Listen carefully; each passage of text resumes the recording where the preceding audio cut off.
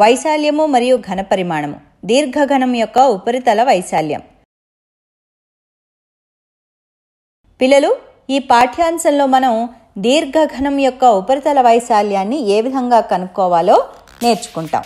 చూడండి, ఇది ఒక దీర్ఘఘనాకార పెట్టె. ఇది ఒక కంప్యూటర్ హార్డ్ డిస్క్. మనం దీని సంపూర్ణ తల వైశాల్యాన్ని కనుక్కోవాలి. ఇది 6 తలములు గల ఒక ఘనాకారం.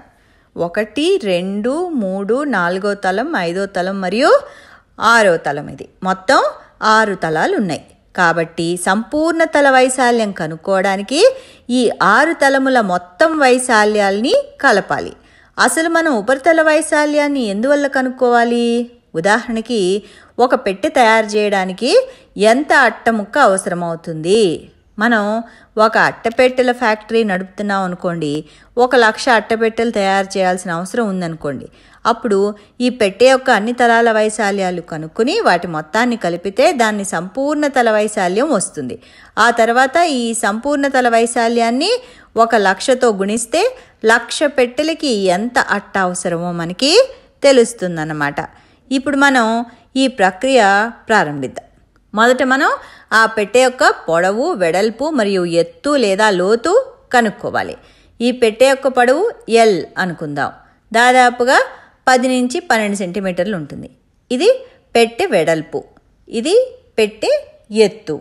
కాబట్టి దీర్ఘఘనము పొడవు, వెడల్పు మరియు ఎత్తు కలిగి ఉంటుంది. దీని యొక్క సంపూర్ణ తల వైశాల్యం కనుక్కోవడానికి మనం దీని ప్రతి ద్విమితీయ తలాన్ని ఒకసారి తీసుకుని దాని వైశాల్యాన్ని కనుక్కోవాలి. ముందుగా పై తలం తీసుకుందాం. ఇది ఒక దీర్ఘచతురస్రం. దీర్ఘచతురస్ర వైశాల్యానికి సూత్రం ఏమిటి?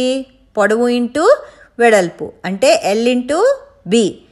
కింది వైపు తలం కూడా పై తలంకి సమానమైందే, కాబట్టి దీని వైశాల్యం కూడా L ఇంటూ B. ఇదే విధంగా మనం మిగిలిన తలముల వైశాల్యాలు కూడా కనుక్కోవాలి. ఈ తలము కూడా దీర్ఘచతురస్రమే. దీని పొడవు L, వెడల్పు H, కాబట్టి దీని వైశాల్యం L ఇంటూ H.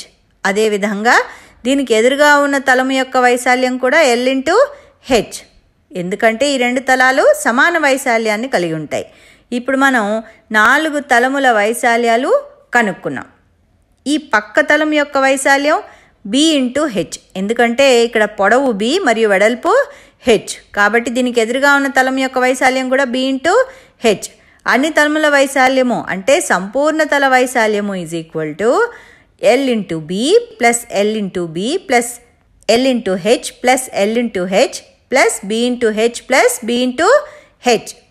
ఈ ఫలితంలో L ఇంటూ B 2 సార్లు, L ఇంటూ H 2 సార్లు మరియు B ఇంటూ H 2 సార్లు ఉంది. అంటే దీర్ఘఘనం యొక్క సంపూర్ణ తల వైశాల్యము is equal to 2 into LB plus BH plus HL. దీర్ఘఘనం యొక్క సంపూర్ణ తల వైశాల్యం ఏ విధంగా కనుక్కోవాలో ఇప్పుడు మీకు అర్థమైంది కదా. మీరు ఈ సూత్రాన్ని కంఠస్థం చేయాల్సిన అవసరం లేదు.